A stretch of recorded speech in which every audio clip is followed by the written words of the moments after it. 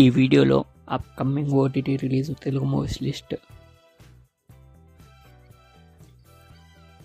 తన్నారా simply సౌత్లో streaming అవుతుంది. Squid game 2 నెట్ఫ్లిక్స్లో స్ట్రీమింగ్ అవుతుంది.